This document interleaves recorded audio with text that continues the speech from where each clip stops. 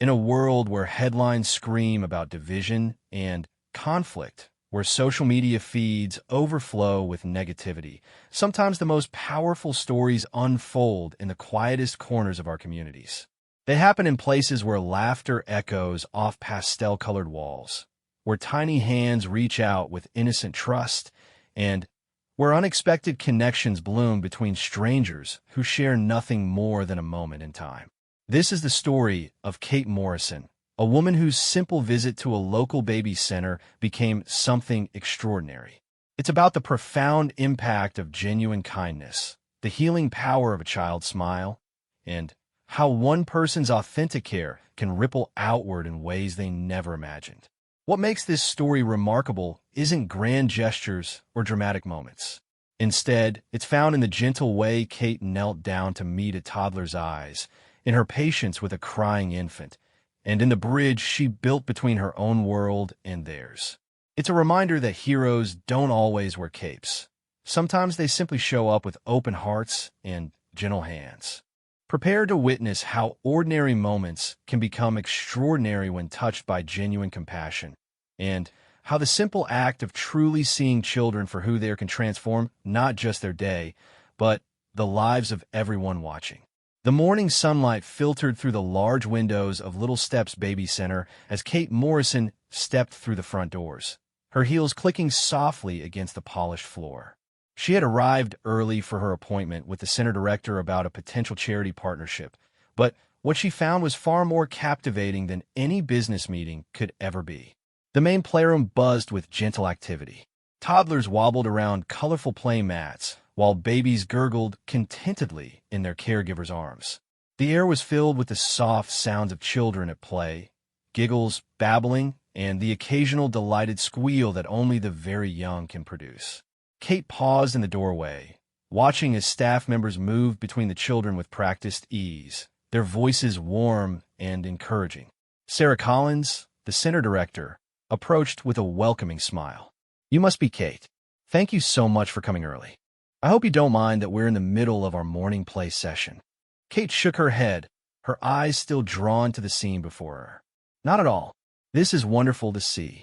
As they walked toward the office, a small voice called out from behind them. "Lady, pretty lady." Kate turned to see a little girl with curly blonde hair and bright blue eyes reaching toward her from a low chair. The child couldn't have been more than 2 years old, her chubby fingers grasping at the air as she tried to get Kate's attention. "That's Emma," Sarah explained with a fond smile. "She's one of our regular attendees. Her mother works nearby and brings her here most mornings." Kate found herself moving toward the little girl almost involuntarily. Something about Emma's earnest expression and the way she was working so hard to communicate drew her incompletely. She knelt down beside the chair, bringing herself to Emma's eye level. "Hello there, sweetheart," Kate said softly, her voice taking on a gentleness that surprised even her. "I'm Kate. What's your name?" Emma's face lit up with pure joy at having successfully gotten the pretty lady's attention. She pointed to herself with both hands and said proudly, "Emma Bear."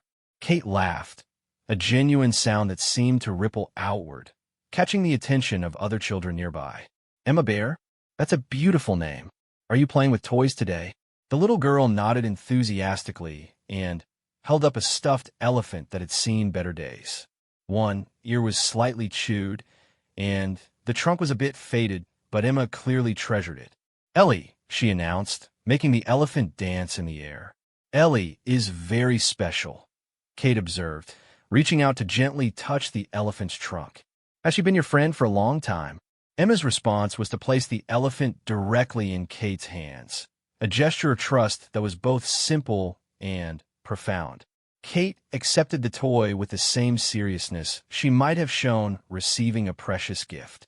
"Thank you for letting me hold Ellie," she said, making the elephant wave at Emma.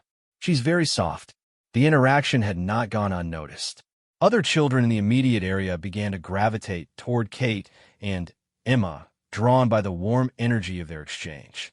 A little boy with dark hair and serious brown eyes approached cautiously, carrying a picture book.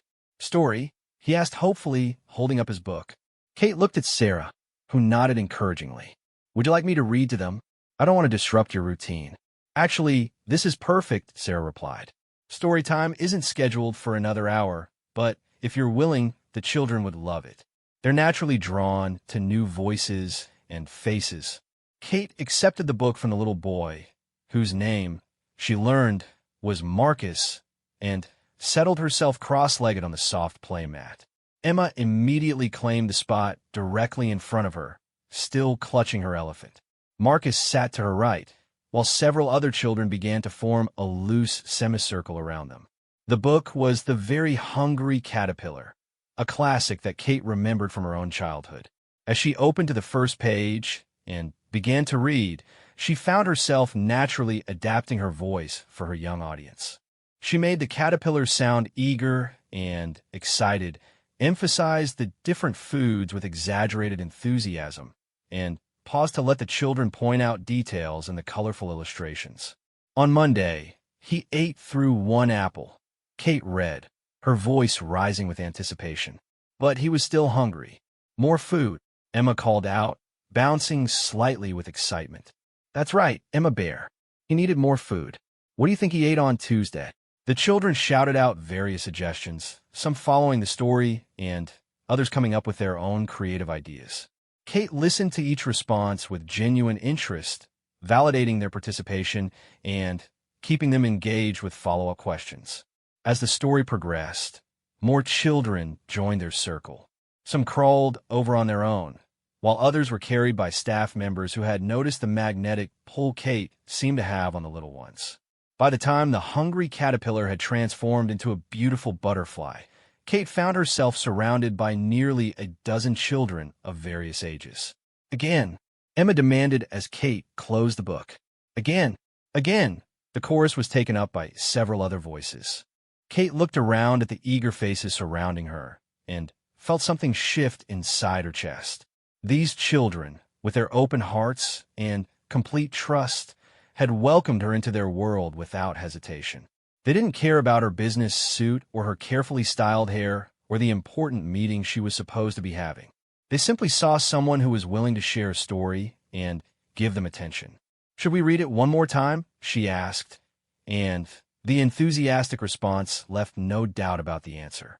This time, through the story, Kate encouraged even more participation. She had the children make chomping sounds when the caterpillar ate, helped them count the different foods, and led them in flapping their arms like butterfly wings during the transformation scene. The joy was infectious, spreading not just among the children, but to the staff members who had gathered to watch this impromptu story session. During the second reading, Kate noticed a little girl sitting slightly apart from the group. She had light brown hair pulled back in small pigtails and seemed interested in the story, but hesitant to join the circle. Kate made eye contact with her and smiled warmly, patting the space beside her in invitation. The little girl looked around nervously, then slowly made her way over. As she settled beside Kate, she whispered so quietly that Kate had to lean down to hear her. "I'm Lily." "Hi, Lily," Kate whispered back. "I'm so glad you decided to join us. Do you like butterflies?" Lily nodded shyly and pointed to a small butterfly clip in her hair that Kate hadn't noticed before. "That's a beautiful butterfly," Kate said, "just like the one in our story." As they finished the second reading, Kate became aware that the playroom had grown quieter. She looked around to realize that not only had the children gathered around her, but several parents and all the available staff members were watching as well. The attention might have made her self-conscious under normal circumstances, but surrounded by the children, she felt completely at ease. Emma, who had been leaning against Kate's side during the second story, looked up at her with those bright blue eyes and said, "You nice lady. Stay." The simple question, asked with such hope and innocence, touched something deep in Kate's heart. She looked around at all the faces watching her, children who had welcomed her completely, staff members who were smiling with obvious appreciation, and parents who looked grateful for the joy she had brought to their little ones. "I would love to stay longer," Kate said honestly, "but I have some work to do with Miss Sarah first. Would it be okay if I came back to see you all again soon?" Emma considered this seriously, then nodded, Promise? I promise, Kate said, and meant it completely. As she reluctantly stood up and handed the book back to Marcus, the children began to disperse back to their various activities. But Emma remained close, reaching up to take Kate's hand. "Thank you for the story, Kate," Lily said softly, her shyness seeming to have diminished somewhat. "Thank you for listening so well, Lily. You were a wonderful audience." Kate allowed Emma to lead her toward where Sarah was waiting, the little girl chattering away about Ellie the elephant and asking if Kate liked animals.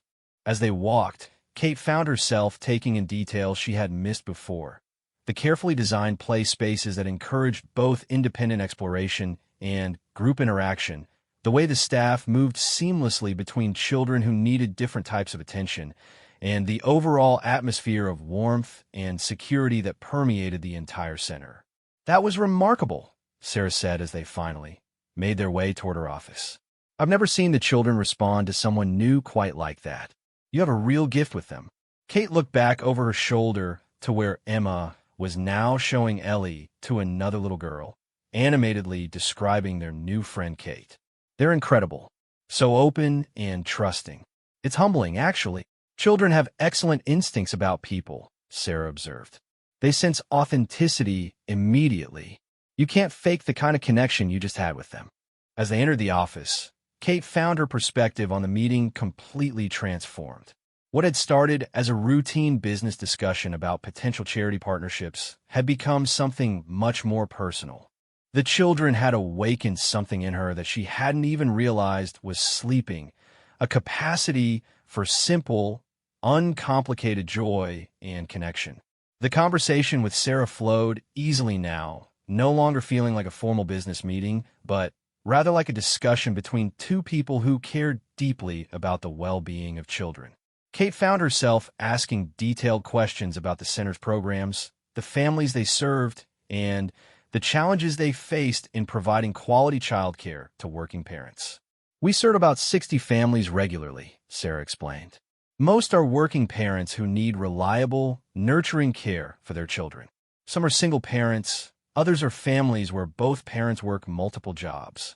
What we try to provide is more than just supervision. We want each child to feel loved, valued, and supported in their development." Kate listened intently, occasionally glancing through the office window to where she could see children playing. Emma was still visible, now engaged in building something with large, colorful blocks. "What are your biggest challenges?" Kate asked. Sarah leaned back in her chair, her expression becoming more serious. "Funding is always an issue. We try to keep our rates affordable for families, but that means we often struggle to maintain our facilities and provide the resources our children deserve. Staff retention is another challenge. We have wonderful caregivers, but we can't always pay them what they're worth." "What kind of resources would make the biggest difference?" "Educational materials, art supplies, outdoor play equipment that meets safety standards. These things add up quickly. But honestly, what I saw out there today with you and the children, that kind of personal attention and engagement is priceless, and it's something we can never have too much of." Kate felt a stirring of possibility. What if someone wanted to volunteer regularly? To spend time with the children, maybe help with activities or programs? Sarah's eyes lit up. "We would welcome that with open arms. Volunteers go through a background check and a brief orientation, but having additional caring adults who want to spend time with our children is always a blessing." Through the office window, Kate could see Emma looking around the playroom, clearly searching for something or someone. When the little girl's gaze found Kate through the glass, her face broke into a huge smile, and she waved enthusiastically. Kate waved back, and Emma immediately ran to the window, pressing her small hands against the glass. "I think you've made quite an impression," Sarah said with amusement. "The feeling is entirely mutual," Kate replied, her heart swelling as Emma blew her a kiss through the window. As their meeting continued, Kate found herself making mental notes, not just about business partnerships, but about ways she could personally contribute to the center. The children's joy and openness had touched something fundamental in her, and she knew this wouldn't be her last visit. When a soft knock came at the office door, They looked up to see one of the staff members, a young woman with a gentle smile. "I'm sorry to interrupt," she said, "but Emma is asking if Kate is coming back out to play. She's been standing by the window for 10 minutes. Kate looked at Sarah questioningly. "Is there time for me to say goodbye properly?" "Of course. In fact, why don't we wrap up here and I'll give you a full tour of the facility? You can say goodbye to the children and see everything we do here." Kate stood eagerly, already looking forward to seeing Emma's reaction. As they left the office, she realized that what had started as a business meeting had become the beginning of something much more meaningful. The children at Little Steps Baby Center had welcomed her with open hearts, and she was determined to find ways to be part of their world on a regular basis. The foundation for something beautiful had been laid in the span of a single morning, built on nothing more complicated than genuine care, shared stories, and the innocent trust of children who saw goodness in a stranger and invited her to stay. 3 weeks after her first visit, Kate found herself standing outside Little Steps Baby Center again, but this time she carried a large canvas bag filled with supplies, and her heart raced with nervous excitement. She had officially signed up as a volunteer, completed her background check, and attended the orientation session. Today would be her first official day working directly with the children. The morning air was crisp with the promise of autumn as she pushed through the familiar doors. The sounds that greeted her were exactly as she remembered: the happy babble of children at play, the gentle voices of caregivers, and, underneath it all, the unmistakable energy of a place where children felt safe and loved. "Kate!" The delighted shriek came from across the room as Emma spotted her immediately. The little girl abandoned her breakfast and ran toward Kate with arms outstretched, her blonde curls bouncing with each step. Kate set down her bag, just in time to catch Emma in a warm hug. "Good morning, Emma Bear. I missed you. You came back," Emma said, her voice filled with pure joy. "I told Ellie you would come back." Sure enough, the beloved stuffed elephant was clutched in Emma's free hand, looking just as well-loved as Kate remembered. She crouched down to greet the toy formally. "Hello again, Ellie. I hope you've been taking good care of Emma for me." Emma giggled and made the elephant nod vigorously. "She missed you too."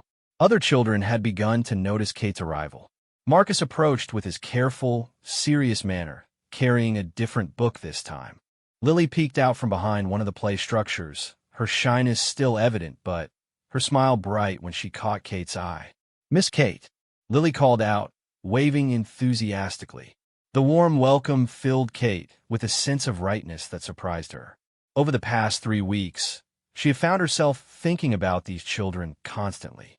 She had caught herself shopping for books that she thought Emma might enjoy, wondering how Marcus was progressing with his reading, and hoping that Lily was continuing to come out of her shell. Sarah appeared from the kitchen area, wiping her hands on a towel. Perfect timing. We're just finishing breakfast and getting ready for morning activities. Are you ready for your first official day? Kate nodded, picking up her bag. "I brought some supplies, art materials, a few new books, and some sensory play items I thought the children might enjoy." "Wonderful. Let's get you settled in the art corner. We have several children who love creative projects, and I think you'll find them very eager to work with you." As they walked toward the designated area, Kate noticed new details about the center that she had missed during her first visit. The walls were covered with children's artwork at their eye level, creating a gallery that celebrated their creativity. Small cubbies held personal belongings, each labeled with both names and pictures to help non-readers identify their spaces. Everything was designed with the children's needs and perspectives in mind. Emma had attached herself to Kate's side and showed no intention of letting go. "What's in the bag?" she asked, bouncing on her toes with curiosity. "Some special things for us to play with," Kate replied mysteriously. "But first, did you finish your breakfast?" Emma nodded seriously. "I ate all my toast and my apple slices." "That's wonderful. Growing bears need good food to help them grow big and strong." The nickname made Emma dissolve into giggles. "I'm not a real bear." "Are you sure?" Kate asked with mock seriousness. "You have bear hugs and bear hair and bear energy. Emma's laughter drew other children over to investigate what was so funny. Soon Kate found herself surrounded by a small group of eager faces, all wanting to know what games the new volunteer had brought. Kate began unpacking her bag carefully, making each item a small revelation. She had brought washable markers in every color imaginable, construction paper in various textures, child-safe scissors with rounded tips, glue sticks, stickers featuring animals and stars, and small containers of finger paint. "Today we're going to make something very special," she announced, holding up a piece of bright yellow paper. "We're going to create artwork that tells a story about ourselves." "Like the hungry caterpillar?" Marcus asked, remembering their shared story from weeks before. "Exactly like that. But instead of a caterpillar story, we'll make pictures that show what makes each of you special." The children gathered around the low table as Kate spread out the materials. She had learned from her orientation that the key to successful activities with this age group was to provide structure while allowing plenty of room for creativity and individual expression. "First, everyone gets to pick their favorite color paper," she said, fanning out the construction paper like a rainbow. Emma immediately reached for purple. Marcus chose blue with careful consideration. Lily, who had gradually moved closer to the group, selected soft pink. Other children made their choices with varying degrees of deliberation, some changing their minds multiple times before settling on their final selection. Kate had anticipated this and had brought plenty of each color. She had also learned during her orientation that flexibility was crucial when working with young children. Their needs and interests could shift rapidly, and successful activities were those that could adapt to these changes. "Now," Kate continued, "we're going to think about what makes you special. Emma, what do you love most?" Emma considered this seriously, her small face scrunched in concentration. "Ellie," she said finally. "And dancing. Perfect. Would you like to draw Ellie dancing?" Emma nodded enthusiastically and immediately reached for a purple marker to match her paper. Marcus had been listening intently. "I like books," he said. "And building things." "Wonderful. Maybe you could draw yourself building something amazing." As each child began working on their project, Kate moved between them, offering encouragement and gentle guidance. She helped steady hands that were still developing fine motor control, suggested ways to add details that would bring their pictures to life, and, most importantly, listened as they explained their artistic choices. "This is Ellie," Emma explained, pointing to what appeared to be a purple oval with long lines extending from it. "She's dancing in the sunshine." Kate could see exactly what Emma meant, even though the drawing was abstract by adult standards. "She looks so happy dancing. The sun looks warm and bright. It's yellow like my hair," Emma said, touching her blonde curls. Lily had been working very quietly on her drawing, occasionally glancing up to see what others were doing, but mostly focused on her own creation. When Kate knelt beside her, she was surprised to see an intricate drawing that showed remarkable attention to detail for a child her age. "Lily, this is beautiful. Can you tell me about your picture?" Lily looked up shyly, then pointed to different parts of her drawing. "This is my house," she said softly, "and this is my mom's garden. She grows flowers." The drawing showed a small house with carefully drawn windows and a garden filled with circular shapes in various colors. What struck Kate most was the obvious care with which Lily had approached the task. "Your mom must have a wonderful garden. Which flowers are your favorites?" "The pink ones," Lily whispered. "They smell nice." Kate noticed that Lily had used pink markers extensively in her garden scene. "You used the perfect colors to show how beautiful they are." As the children worked, Kate became aware of the quiet satisfaction that came from watching their creativity unfold. Each child approached the task differently. Emma with exuberant energy, Marcus with methodical precision, Lily with careful attention to detail. Other children who had joined them brought their own unique perspectives and styles. A little boy named David decided to draw his entire family, creating stick figures in various sizes and carefully labeling each one with wobbly letters. A girl named Sophie chose to illustrate her pet cat, complete with whiskers and a collar drawn in glittery gold marker. "My cat's name is Princess," Sophie explained to Kate. She sleeps on my bed and purrs really loud. She sounds like a very special cat, Kate replied. I love how you made her collar sparkle. As the art session continued, Kate found herself falling into a natural rhythm with the children. She learned that asking open-ended questions encouraged them to share more about their work, that offering specific praise helped build their confidence, and that sometimes the best response was simply to listen as they explained their creations. Emma finished her dancing elephant and immediately wanted to start another picture. Can I make one for you? She asked Kate. The question caught Kate off guard with its sweetness. You want to make a picture for me? Emma nodded seriously. Because you're my friend. Kate felt her throat tighten with emotion. I would be honored to have a picture made by you, Emma Bear. Emma selected a new piece of paper, green this time, and began working with renewed focus. Kate watched as she created what appeared to be two figures holding hands under a large yellow circle. This is me and you, Emma explained, adding careful details to each figure. We're being friends in the sunshine. The simple drawing represented something profound to Kate. In Emma's world, friendship was uncomplicated. It was two people choosing to spend time together, caring about each other, and finding joy in shared moments. The purity of that perspective was both humbling and inspiring. Marcus had finished his picture of the elaborate block construction and was admiring his work with obvious satisfaction.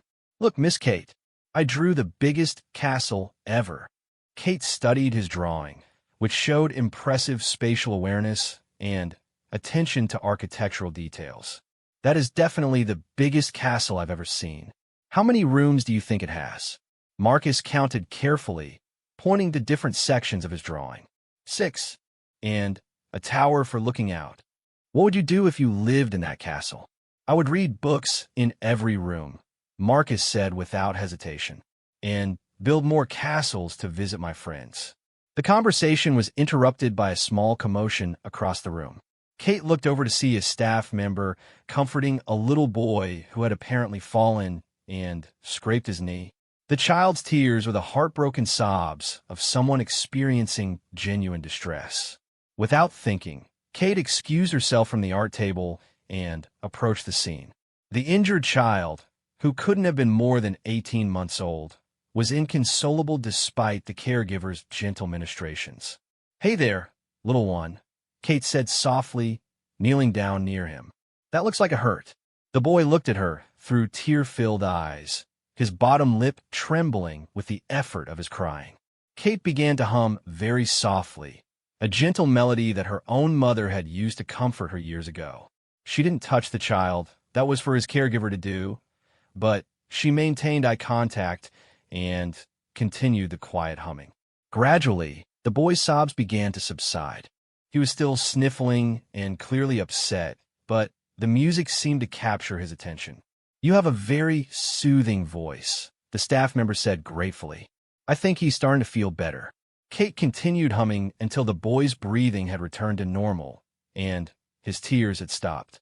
When he finally smiled a watery smile in her direction, she felt a surge of satisfaction that was entirely different from her professional accomplishments. Music has magical healing powers, she said to the little boy, just like hugs and Band-Aids. The incident had drawn the attention of the children at the art table, who had watched the entire scene with the serious concern that young children show for their peers' distress. Is baby okay? Emma asked when Kate returned to the art area. He's feeling much better now, Kate assured her. Sometimes when we get hurt, it helps to have friends nearby who care about us. Emma nodded solemnly, then brightened. Like when you sing songs. Exactly like that. The rest of the morning flew by with surprising speed. After art time, Kate helped with snack preparation, learning the careful protocols around food allergies and dietary restrictions. She discovered that several children had specific needs that required constant attention and awareness from staff. During outdoor playtime, Kate found herself naturally gravitating toward children who seemed to need extra encouragement. There was a little girl who was hesitant to try the climbing structure, and, with gentle support, Kate helped her discover the joy of reaching the top.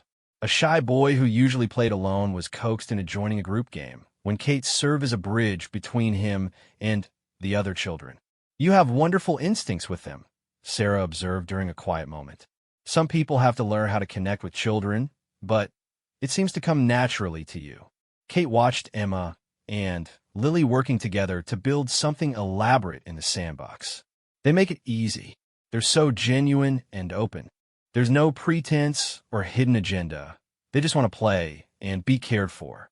That's exactly what they need, adults who can meet them where they are and appreciate them for who they are. As the morning drew to a close, Kate began the process of saying goodbye to the children she had worked with. Each interaction was a small ceremony of connection and promise. Emma insisted on giving Kate both of the pictures she had made. "This one is you and me being friends," she explained, handing over the green paper with the two figures. "And this one is Ellie dancing for you." Kate accepted both drawings with the gravity they deserved. "These are the most beautiful pictures I've ever received. I'm going to put them somewhere special where I can see them every day." Marcus approached with his typical serious manner. "Will you come back tomorrow?" "Not tomorrow," Kate explained, "but I'll be back very soon. I come here every week now because I love spending time with all of you." Lily had been hanging back, but as Kate prepared to leave, she approached with something clutched in her small hand. "I made this for you too," she whispered, holding out a small flower she had picked from the center's garden area. Kate accepted the slightly wilted flower as if it were the most precious gift she had ever received. "Thank you, Lily. This is absolutely perfect." As she gathered her belongings and prepared to leave, Kate realized that the morning had been transformative in ways she was still processing. The children had welcomed her completely into their world, trusting her with their art, their stories, their hurts, and their joys. Walking to her car, Kate carefully placed Emma's drawings and Lily's flower in a folder where they would be protected. She had already decided that both pictures would go on her office wall, and the flower would be pressed and kept as a bookmark. The drive home gave her time to reflect on the morning's experiences. She had come to the center thinking she was volunteering to help the children, but she was beginning to realize that they were helping her just as much. Their openness, their immediate acceptance, and their capacity for joy were teaching her things about herself that she had never known. As she pulled into her driveway, Kate found herself already looking forward to her next visit to Little Steps Baby Center. Emma would probably have new adventures to share, Marcus would likely have discovered new books to discuss, and Lily might be ready to open up a little more. The foundation of trust and affection that had begun during her first visit was growing stronger with each interaction. Kate was no longer just a volunteer at a child care center. She was becoming an important part of these children's lives, and they were becoming an essential part of hers. 2 months into her volunteer work at Little Steps Baby Center, Kate had settled into a routine that had become the highlight of her week. Every Wednesday morning, she arrived with her canvas bag full of supplies and her heart full of anticipation for whatever adventures the children would bring her. This particular Wednesday morning carried an extra sense of excitement because Kate had spent the weekend preparing something special. After noticing that several of the children showed exceptional interest in music during various activities, she had decided to introduce them to a more structured musical experience. The October air had a crisp bite to it as Kate made her way through the familiar doors, but inside the center, warmth radiated from every corner. The children's excited voices created a symphony of joy that never failed to lift her spirits. "Kate! Kate! Kate!" The chorus of greetings came from multiple directions as various children spotted her arrival. Emma, as usual, was the first to reach her, but today she wasn't alone.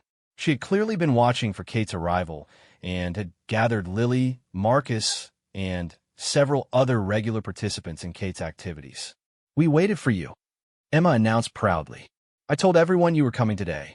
Kate knelt down to receive the group hug that had become their traditional greeting. "I missed all of you so much. Did you have a good week?" The responses came in an excited rush of overlapping voices. Marcus had learned to write his own name in school-style letters. Lily had helped her mom plant new flowers in their garden. Emma had taught Ellie a new dance. Sophie's cat Princess had learned a new trick. I have something very special planned for today, Kate announced once the initial excitement had settled. How would you all feel about making music together? The reaction was immediately enthusiastic. Emma began jumping up and down while clapping her hands. Marcus's serious expression brightened with interest. Lily's eyes went wide with curiosity, and several other children gathered around to hear what this musical adventure might involve. Kate opened her bag and began revealing her carefully planned surprises. She had brought child-sized tambourines, maracas, triangles, rhythm sticks, and small hand drums. Each instrument was designed for little hands and decorated in bright, appealing colors. These are rhythm instruments, Kate explained, holding up a yellow tambourine. They help us make music with patterns and beats. Like dancing music? Emma asked, already reaching toward the tambourines. Exactly like dancing music. Would you like to try this one? Emma accepted the tambourine with reverence, immediately giving it an experimental shake. The cheerful jingling sound made her face light up with delight. My turn, called David, who had joined their circle. Kate carefully distributed instruments to each child, making sure everyone had something they were excited about. Marcus gravitated toward the rhythm sticks, testing their sound with methodical precision. Lily chose a soft-toned triangle that produced a gentle, silvery ring when struck. Sophie selected maracas that fit perfectly in her small hands. Now, Kate said, settling cross-legged in the center of their circle, we're going to learn about rhythm. Can everyone clap with me? She began a simple, steady clapping pattern, and the children enthusiastically joined in. Their timing wasn't perfect, but their enthusiasm more than made up for any technical shortcomings. Wonderful. Now let's try the same pattern with our instruments. The resulting sound was joyful chaos. Tambourines jingling, maracas shaking, sticks clicking, and triangles ringing in a cacophony that somehow managed to be musical despite its imperfection. That was beautiful, Kate praised. Now let's try something different. We're going to play a listening game. She explained that when she played her triangle once, everyone should play their instruments very softly, like whispers. 2 triangle strikes meant medium volume, like talking voices. 3 strikes meant they could play as loudly and joyfully as they wanted. The children grasped the concept immediately and threw themselves into the game with enthusiasm. They giggled with delight when Kate varied the patterns, challenging them to listen carefully and respond appropriately. Emma was particularly good at the quiet playing, her tambourine making the softest possible jingling sounds. Marcus approached each volume change with scientific precision, carefully modulating his rhythm sticks to match the instructions exactly. You're all amazing musicians, Kate said as they finished the listening exercise. Now we're going to learn a special song that goes with movements.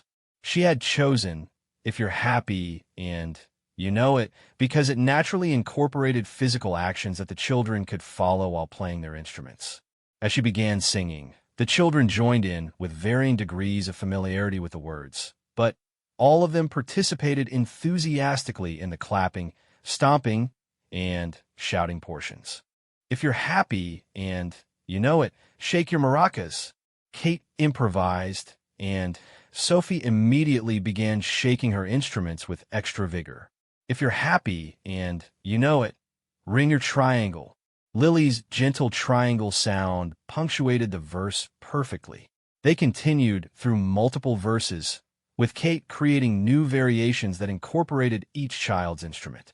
The activity combined music, movement, and personal recognition in a way that made every child feel special and included. As they played, Kate noticed that their music making had attracted attention from around the center. Other children had paused their activities to listen, some clapping along from across the room. Several staff members had gathered to watch, and she could see parents arriving for pickup who stopped to enjoy the impromptu concert.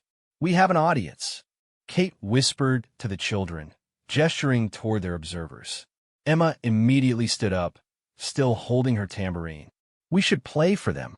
The other children agreed with enthusiasm, and Kate found herself conducting an impromptu performance. They played through their volume game once more, demonstrating their listening skills, and then perform an enthusiastic rendition of their instrument version of If You're Happy, and You Know It. Their audience responded with genuine applause, which made the young performers beam with pride. Emma took a theatrical bow, which inspired the other children to follow suit. Marcus waved his rhythm sticks in acknowledgement of the appreciation, while Lily smiled shyly, but clearly pleased with the positive response. That was wonderful. Sarah appeared at Kate's side as the formal performance concluded. I had no idea we had such talented musicians here. They're naturals, Kate replied, watching as the children continued to experiment with their instruments. Music seems to bring out something special in each of them. As the musical instruments were carefully packed away for safekeeping until next week, the children were buzzing with excitement about their experience. Emma immediately announced that she was going to ask her mom if she could get a tambourine of her own. Marcus wanted to know more about how the different instruments made their sounds. Lily quietly asked Kate if they could play the triangle song again next time. Miss Kate, Sophie said, approaching with her typical directness, can we do music every week? Would you like that? Kate asked, though the answer was obvious from the enthusiastic nodding that followed. I think music time might become one of our regular activities, she promised, already planning expansions to their musical exploration. The transition from music time to other activities went more smoothly than Kate had expected.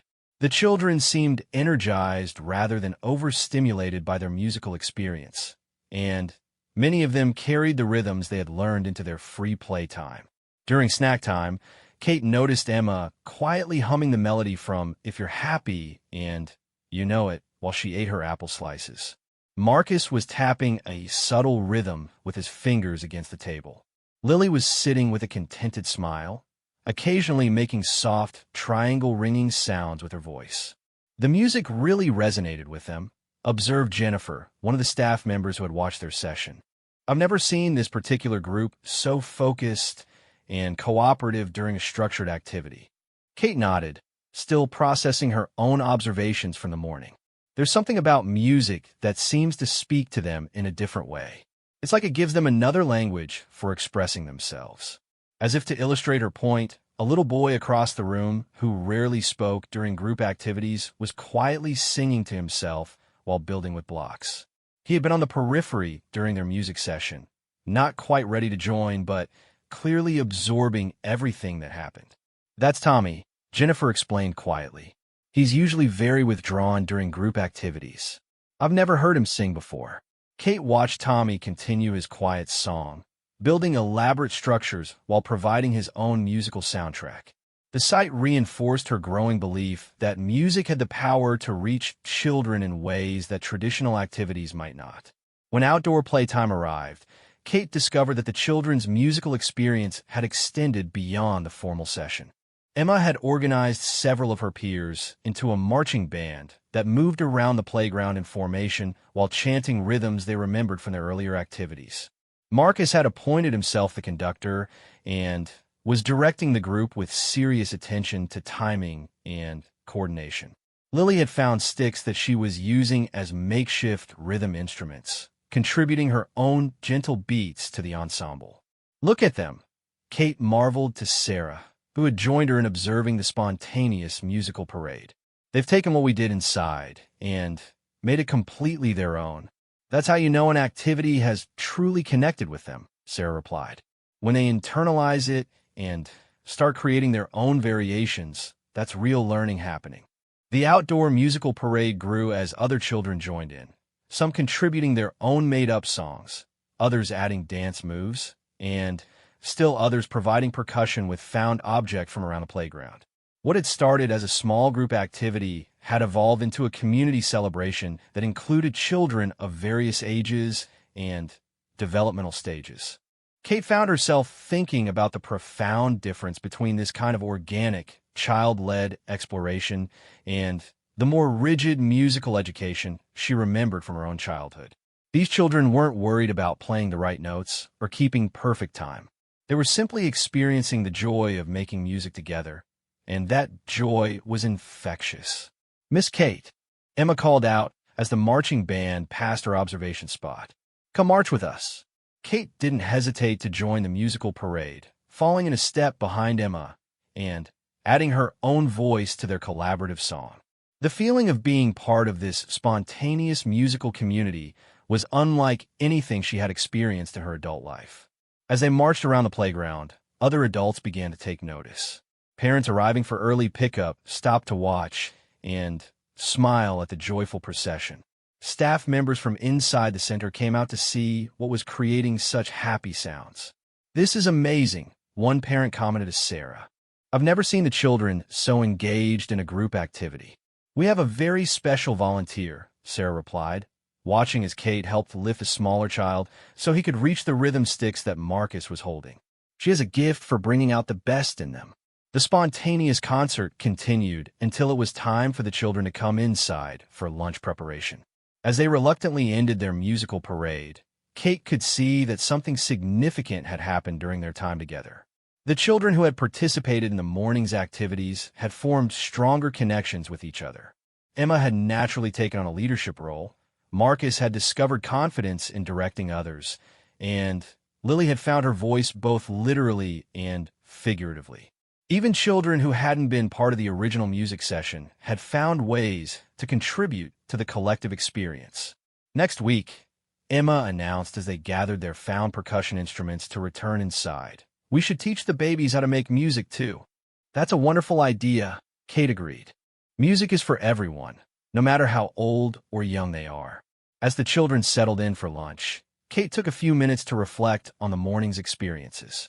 What had started as a planned musical activity had evolved into something much more significant, a community-building experience that had touched children across age groups and developmental stages.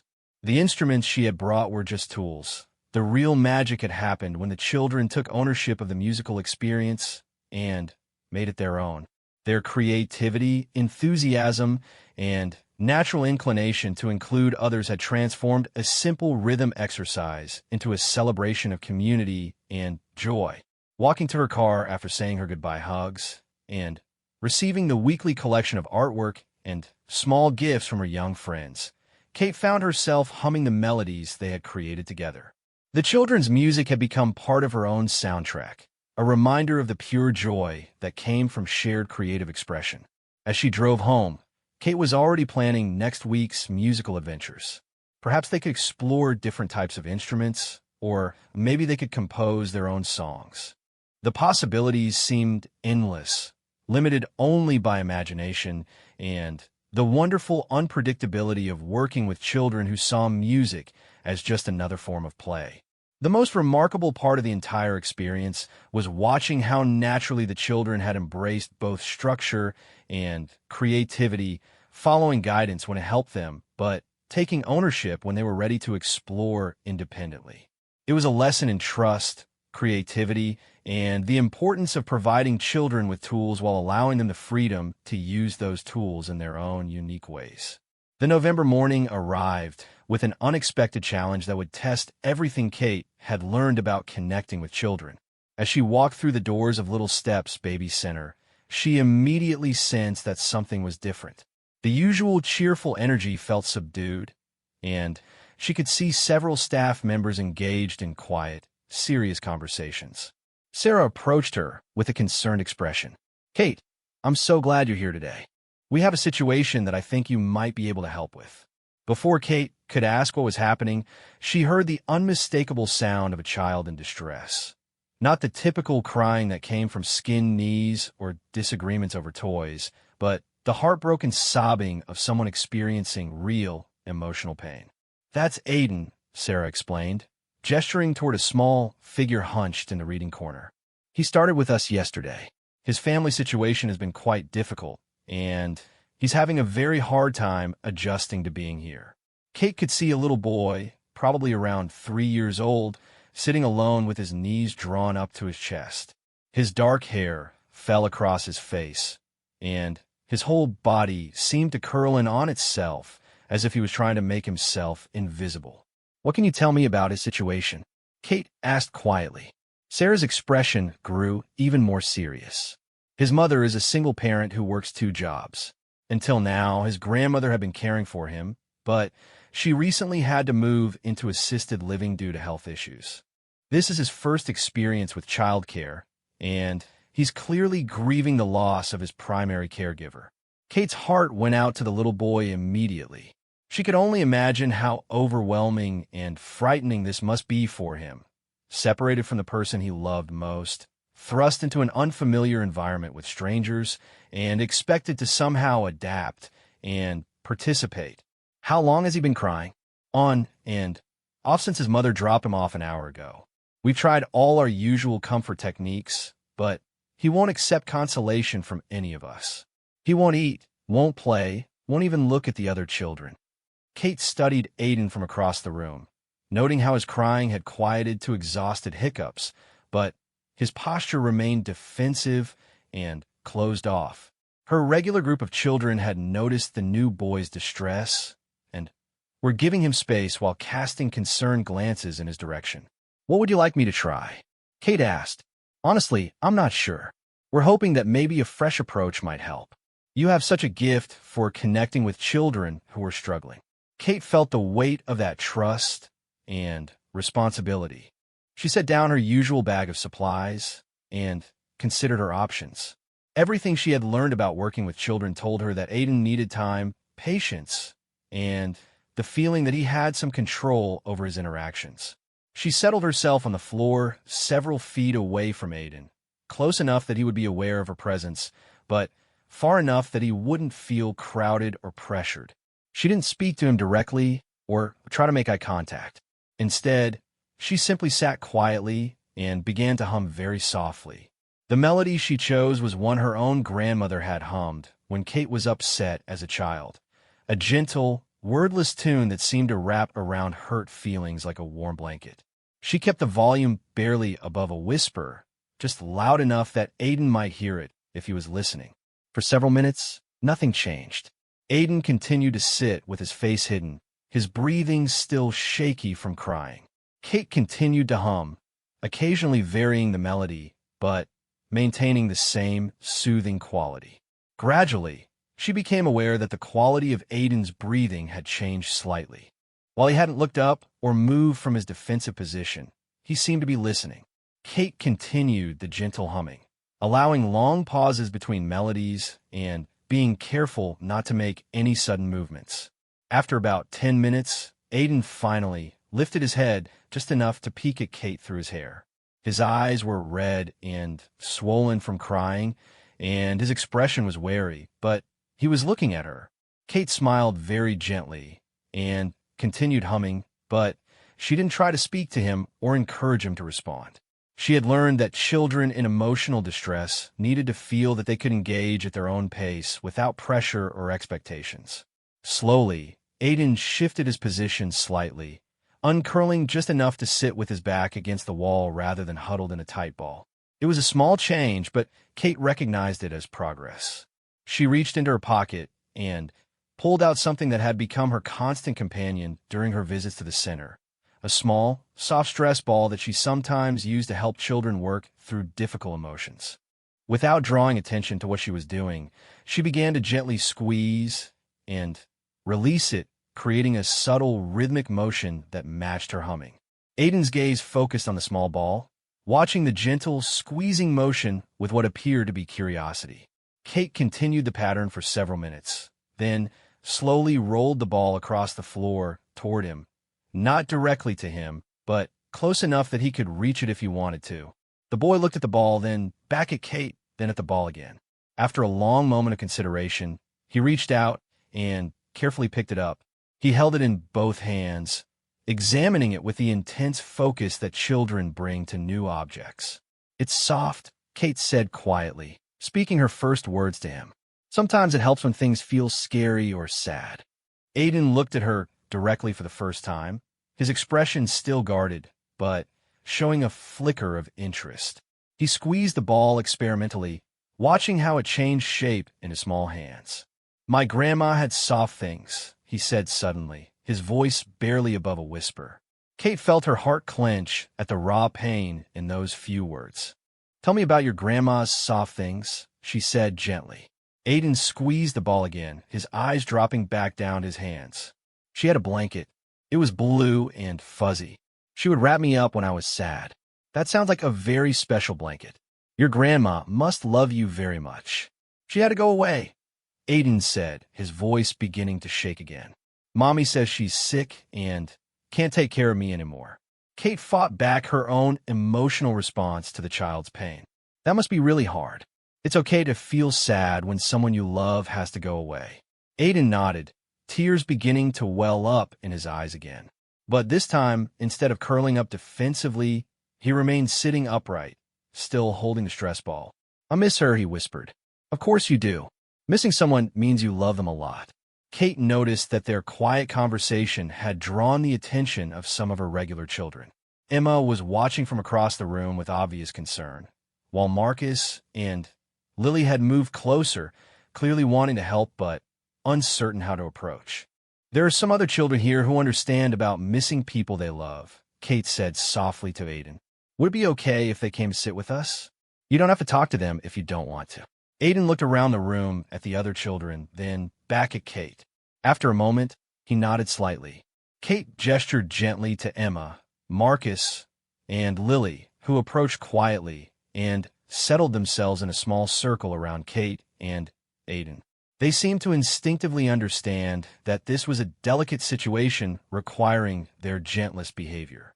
This is Aiden, Kate said simply. He's missing his grandma today. Emma immediately nodded with understanding. I miss my daddy when he travels for work, she said softly. It makes my tummy feel funny. Marcus looked thoughtful. I miss my old house sometimes. We moved here, and I had to leave my room behind. Lily, always the quietest of the group, simply reached in her pocket and pulled out a small, smooth stone. This helps me when I feel sad, she said, offering it to Aiden. You can hold it if you want. Aiden looked at the stone, then at Lily's kind face. He carefully took the stone with one hand while continuing to hold the stress ball with the other. Thank you, he whispered.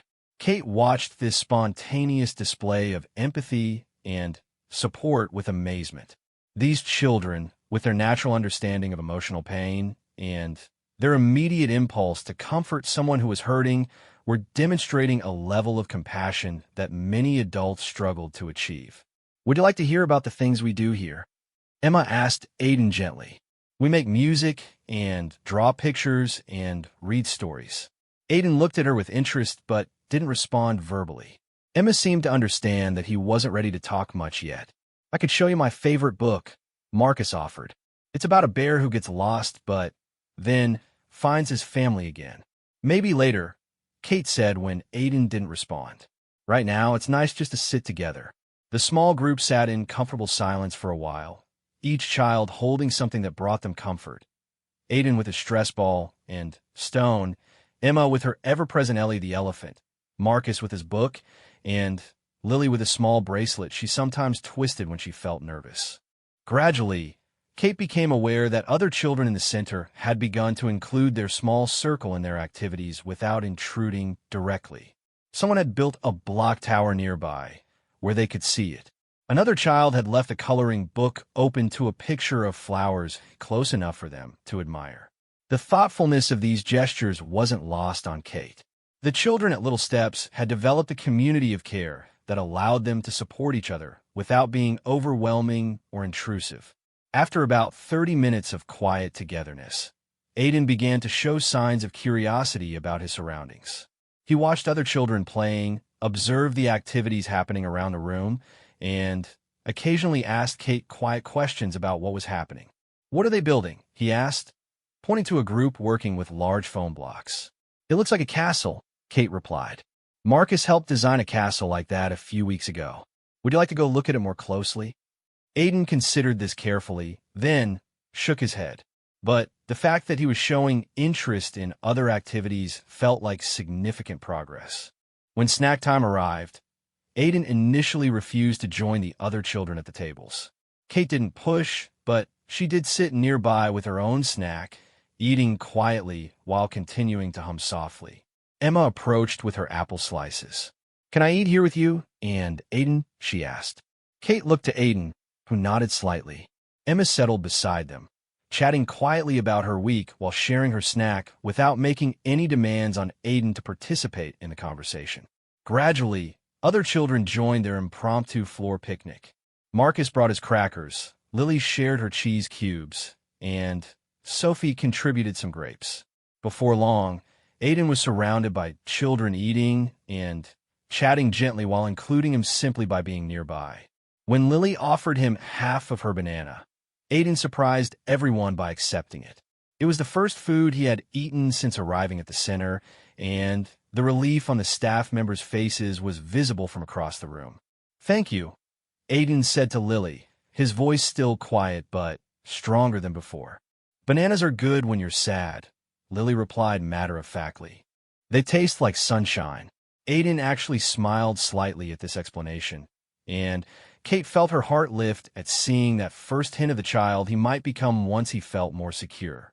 As the morning continued, Aiden remained close to Kate and his new friends, but he began to show more interest in the activities around him.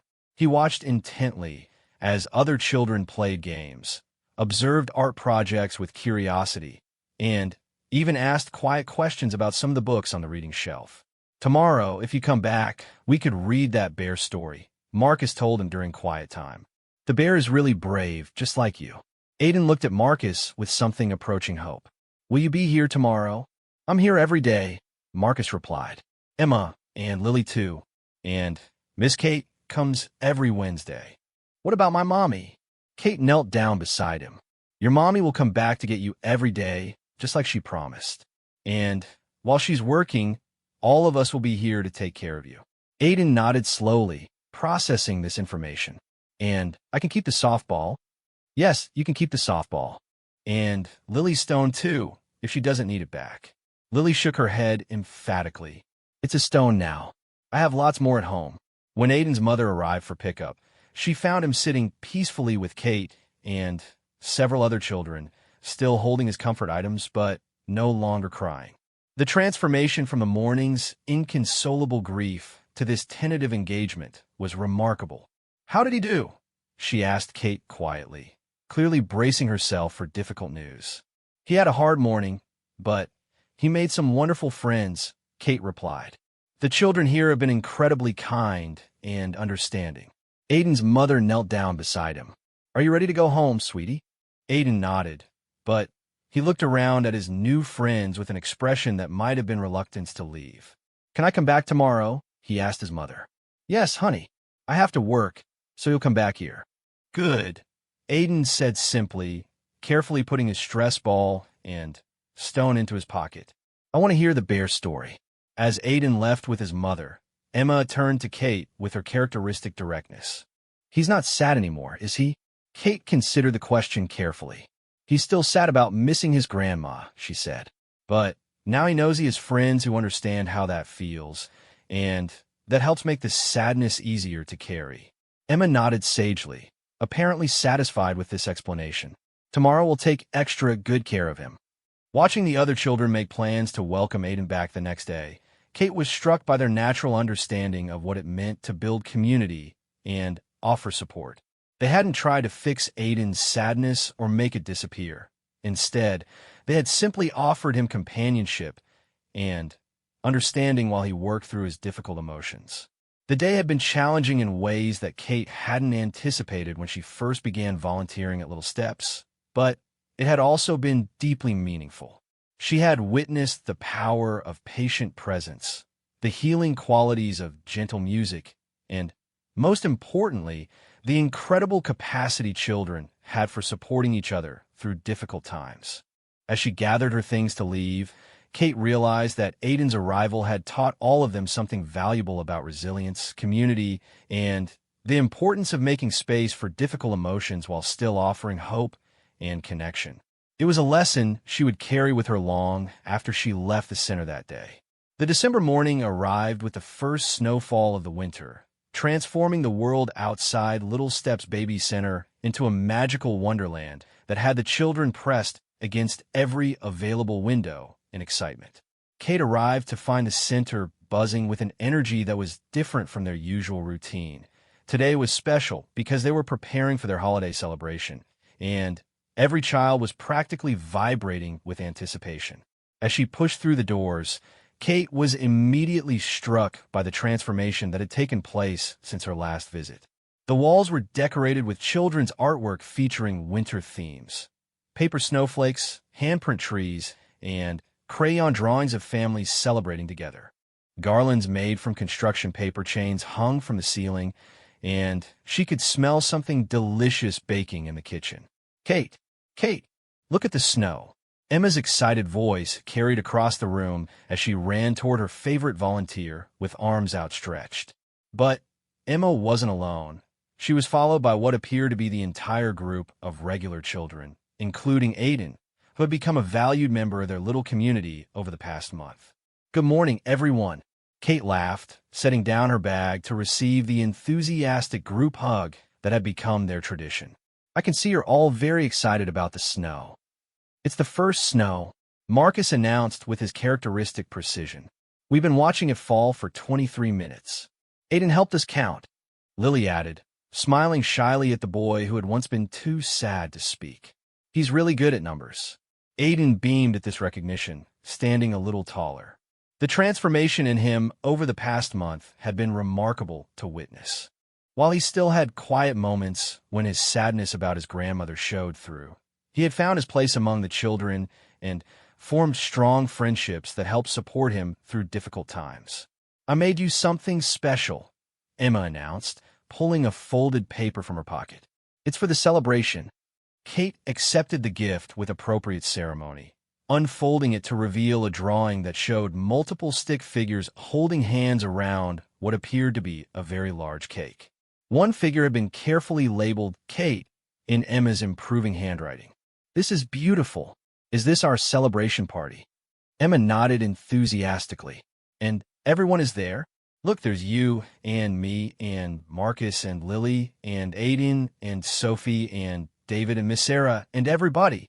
Kate studied the drawing more closely, noticing how Emma had taken care to include not just the children she was closest to, but every person who was important to their little community. It was a perfect representation of how the center had become a chosen family for all of them. "This is going on my refrigerator at home," Kate promised, and Emma glowed with pride. Sarah appeared from the kitchen area, wearing an apron decorated with dancing gingerbread men and carrying a tray of something that smelled absolutely delicious. "Perfect timing," she said to Kate. "We're just about to start our holiday baking activity, and the children have been asking if you could help us make special cookies." "Cookies?" Aiden exclaimed, his eyes lighting up. "Can we make animal cookies like my grandma used to make?" The mention of his grandmother had become less painful for Aiden over time.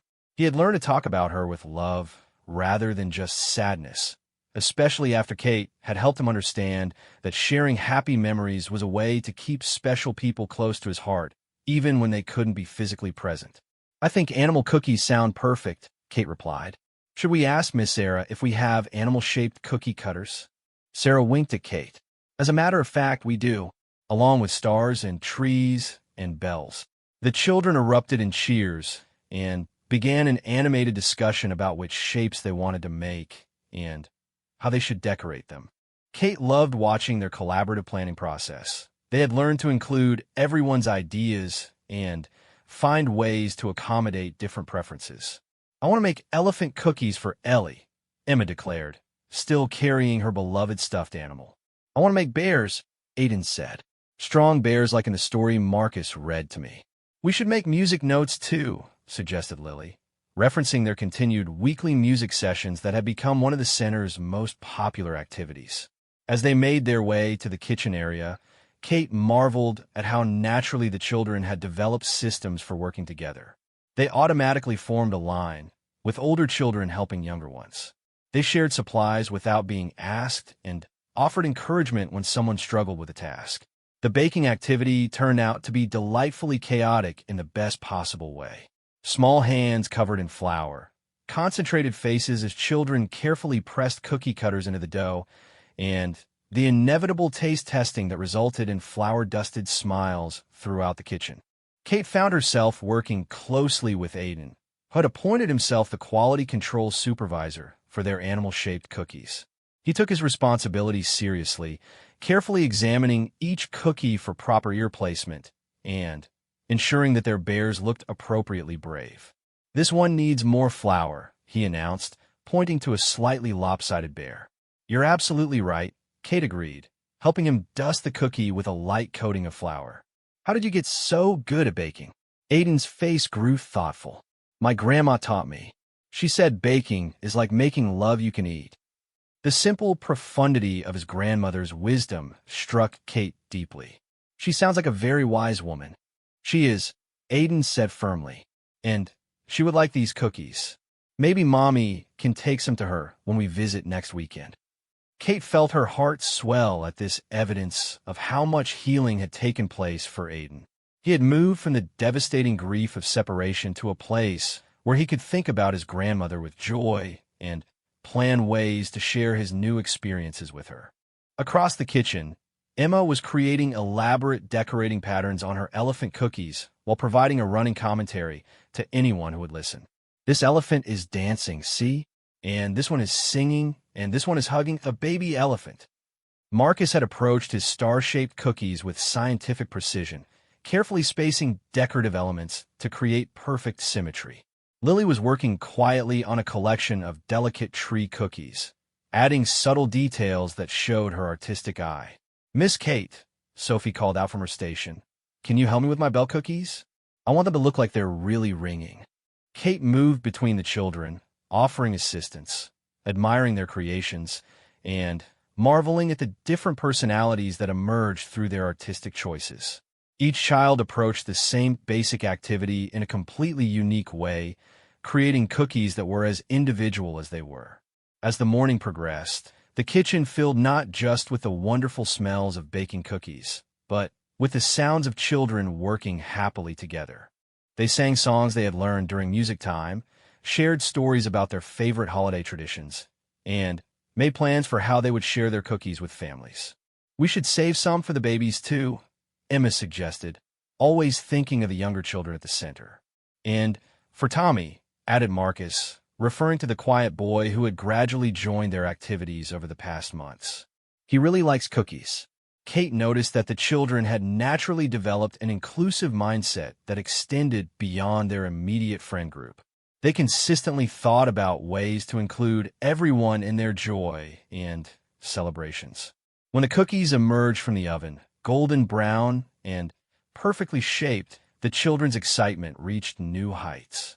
They gathered around the cooling racks like small scientists observing an important experiment. "They smell like Grandma's kitchen," Aiden said with satisfaction. "They smell like happiness," added Emma, which seemed to sum up everyone's feelings perfectly. While the cookies cooled, Kate suggested they work on creating special place cards for their holiday celebration. Each child would make a card for someone important to them. Family members, friends, or center staff who had made a difference in their lives. The children threw themselves into this project with the same enthusiasm they brought to all their activities with Kate. They used construction paper, crayons, stickers, and their growing writing skills to create personalized messages of appreciation and love.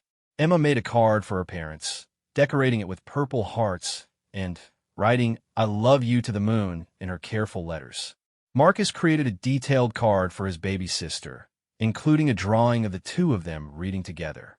Lily made a beautiful card for her mother, featuring a garden scene that referenced their shared love of flowers. Aiden worked quietly on 2 cards, one for his mother and another for his grandmother. Kate watched as he carefully drew figures holding hands under his son, adding details that showed how much thought he was putting into his artistic expression. "This one is for Grandma," he explained, holding up the card with the hand-holding figures. "It shows me visiting her and telling her about all my friends here. She's going to treasure that card forever," Kate told him, meaning every word. As the children worked on their cards, they naturally began sharing stories about the people they were honoring. Emma talked about how her dad read her bedtime stories every night. Marcus described how his mom helped him with his building projects. Lily shared how her grandmother taught her to identify different types of flowers. These stories created a warm atmosphere of gratitude and connection that seemed to fill the entire room. Kate realized she was witnessing something special. Children learning to articulate their appreciation for the people who loved and supported them. "Miss Kate," Lily said quietly, approaching with a third card that she hadn't mentioned before. "I made this one for you." Kate accepted the card with surprise and opened it carefully.